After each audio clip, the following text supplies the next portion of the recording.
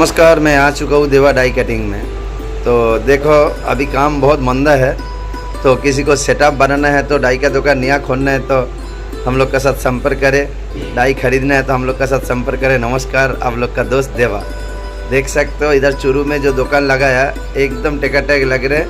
चूरू में जो दुकान है इनका 4 तो प्रेस है, पत्ते निकलने वाला एक मशीन है और 1000-1200 डाई है।